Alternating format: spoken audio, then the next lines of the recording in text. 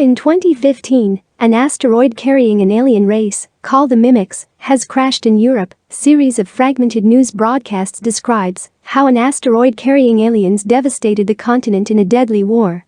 Extraterrestrial race, the Mimics, have taken over continental Europe.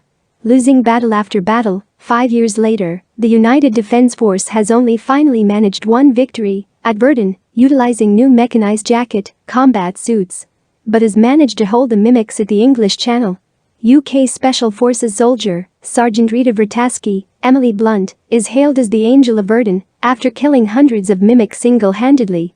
She becomes an instant icon and a recruiting boon for the human military as the United Human Armies prepare to use the momentum at Verdun to commit all their forces in a multi-pronged final assault on Europe.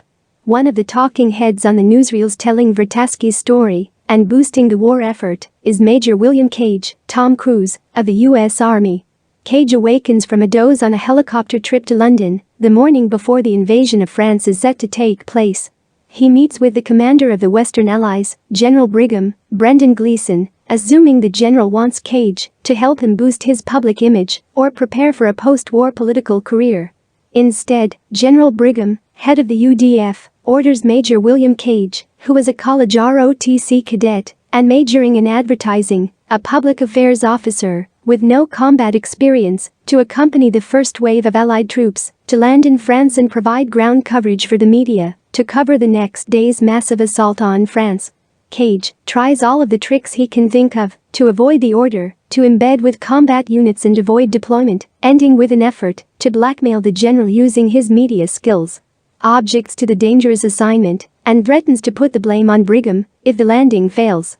The general agrees that Cage won't film the invasion but orders Cage arrested. Cage attempts to escape but the guards taser him, rendering him unconscious. He wakes up on a pile of duffel bags in the afternoon, handcuffed at Heathrow Airport, which has become a huge military base and the jump-off point for the invasion of the continent. He has been demoted to private, labeled a deserter, and assigned to J Squad under the command of Master Sergeant Farrell. A sergeant kicks him and calls him maggot before Farrell, Bill Paxton, takes over. Sergeant Farrell has orders received from General Brigham that describes Private Cage as a deserter who has impersonated a major. Cage is assigned to a band of oddball soldiers, J Squad, who are caught gambling while playing poker by Farrell when Cage is introduced to them. Farrell forces J Squad to eat the cards they are gambling with and then instructs them to get Cage ready to deploy with them tomorrow. Cage is immediately taken by the squad for physical training, PT. The next day Cage is a nervous wreck. He is given a battle suit, but the members of J Squad won't teach him how to use it, including how to disable his weapon safe mode, because they believe he will just die quickly. As they are about to drop from aircraft onto the French coast, the back of their aircraft is struck by an enemy weapon and the squad drops prematurely. Although the operation to retake Europe was meant to be a surprise attack, the Mimics are completely prepared and slaughter the humans. The invasion proves to be a trap. Sergeant Vrtaski also lands on the beach, but is killed within minutes. The surviving members of J Squad are all killed rapidly. Still shell-shocked and about to die, Cage grabs a claymore mine as a giant blue mimic, an alpha, jumps on him. Cage, despite his inexperience, manages to kill an unusually large alpha mimic with explosives, and just before Cage dies, the alpha's blue blood covers Cage's wounds and dies covered with its blood. Cage immediately wakes up in a panic, in the same spot he was the day before, on top of the duffel bags, and finds himself back at Heathrow the previous morning.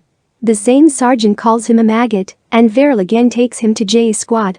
Despite his desperate attempt to explain that the Mimics will ambush the entire invasion, nobody believes him that the invasion is doomed. Cage, stuck in a time loop, repeats the loop of dying on the beach. He is repeatedly deployed and dies in a variety of ways, only to wake up again and again on the duffel bags.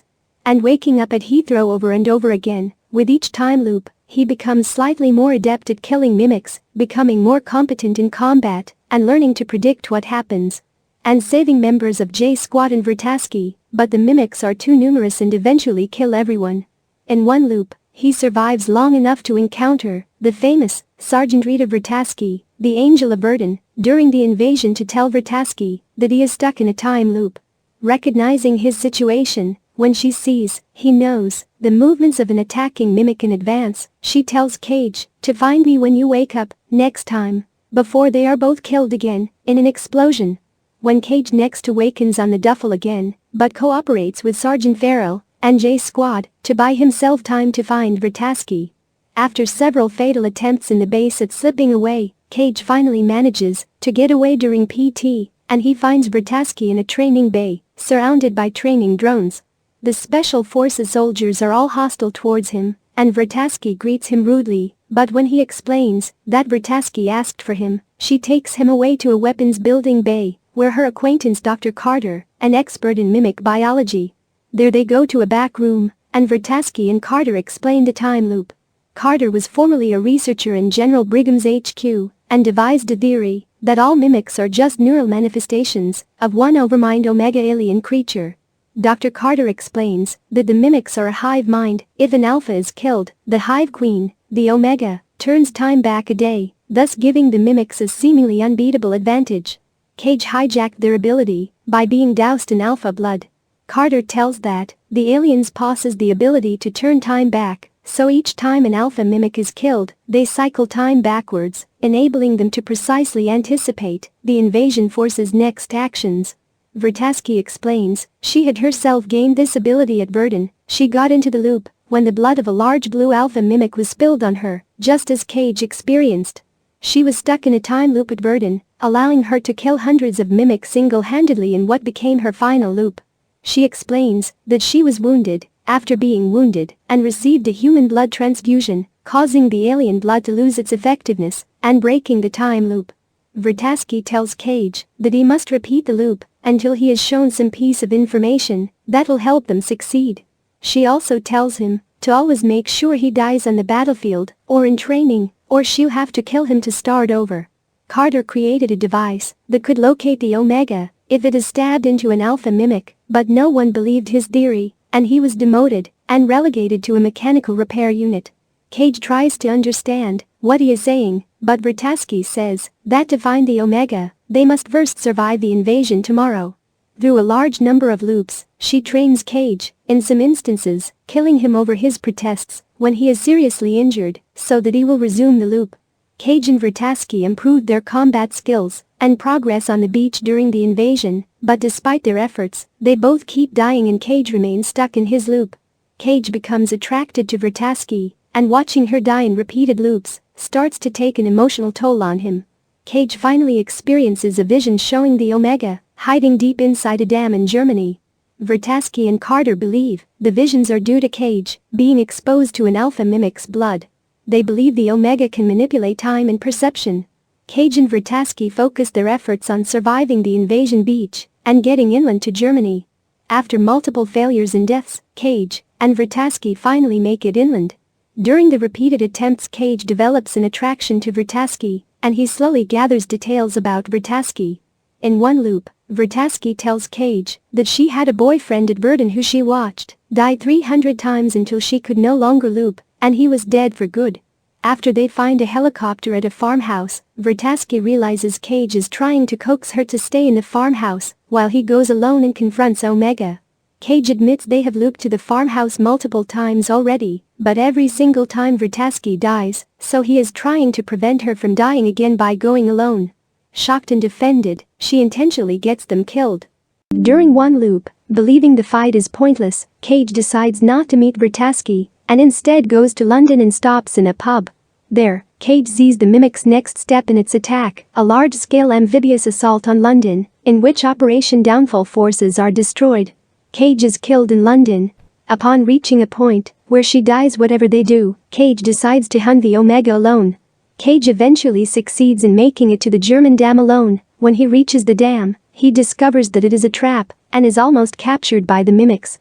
Ambushed by an alpha and another mimic, Cage is captured and seriously injured. Cage drowns himself before the alpha can bleed him out. In the next loop, Cage, Vrataski, and Carter put the pieces together and figure out the visions. Vrataski's success in Verdun was all a ruse by the Omega mimic. The Omega had let the humans win at Verdun in order to lure the humans into invading Europe, where all the human armies would be ambushed and annihilated. With no other leads, the device Carter made which got him fired is their last chance. Vrataski and Cage switch focus to getting the device, which is at Whitehall in a safe in General Brigham's office. They infiltrate the Ministry of Defense to obtain a prototype built by Carter that can locate the Omega. After numerous loops, Cage finally persuades General Brigham to give him the transponder. Brigham relents and gives them the transponder before sending troops after them as they attempt to escape by car. As they escape, Vrataski stabs the transponder into Cage's leg. Cage sees the true location of the Omega deep under the Louvre Museum in Paris. As they attempt to escape from the Allied headquarters, their car is stopped by a soldier in a mechanical jacket, and the airbag knocks out Vrataski before she can kill Cage. Cage awakens strapped to a hospital gurney, under arrest. He sees that he is receiving a blood transfusion and realizes that he can no longer loop in time. Vrataski helps Cage escape, but without the ability to loop in time again, and only several hours before the doomed invasion, Cage decides to recruit the Misfit J Squad to help them get to Paris and to help destroy the Omega before the invasion begins. Cage's now intimate knowledge of J Squad and Vrataski's credibility convinces J Squad to accompany them. They steal an aircraft and fly to Paris, where the other soldiers sacrifice themselves so Cage and Vrataski can get into the Louvre.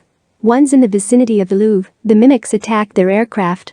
They must avoid killing the Alpha mimic guarding the Omega, because that'll cause the Omega to reset time, so all the team members are told to take one for the team, that is, to accept death, and not try to kill any Alpha mimic in case they find themselves with one face to face. In the ensuing firefight, half of J Squad are killed. Cage, Vrataski, and 3 remaining J Squad members decide to use the remaining engine power to slide the aircraft into the Louvre. Once inside, they plan to use grenades to destroy the Omega. The rest of J Squad sacrifice themselves in the slide, and Cage and Vrataski make it into the museum. Once there, Vrataski tells Cage she will distract the Alpha mimic while he attempts to drop a belt of grenades onto the Omega, which is underwater deep under the Louvre. Vrataski tells him that neither one of them will survive the ordeal and kisses him, telling him that she wishes she had more time to get to know Cage better, thank him for getting her as far as he did. Vrataski leaves to distract the Alpha mimic. After a brief chase, the Alpha catches and kills Vrataski. The Omega senses Cage and dispatches the Alpha to kill Cage. The Alpha dives after Cage and stabs him, but before he dies, Cage pulls the grenade pins and drops the grenade belt into the Omega. The Omega explodes and dies, and all the mimics die with it. The dying Cage floats down through the water, into the Omega's blood. The Omega's blood washes over and seeps into him, like the Alpha's blood did on the first day of the loop, and his eyes open. Cage wakens suddenly, confused, and finds himself on the helicopter, en route to London on the morning before the invasion, and his meeting with General Brigham. He disembarks and hears the celebratory pealing of bells. He watches a news conference, during which the general announces on TV that mimic activity has ceased, following a mysterious energy surge in Paris. The general says human forces will commence a huge sweep through Europe the next day. Cage goes to Heathrow to find Vrataski. He sees J Squad engaging in PT at the base. Cage looks for Vrataski, and everyone treats him with respect due an officer. He finds Vrataski and she greets him with the same rudeness she has every time they meet in every loop. Cage smiles broadly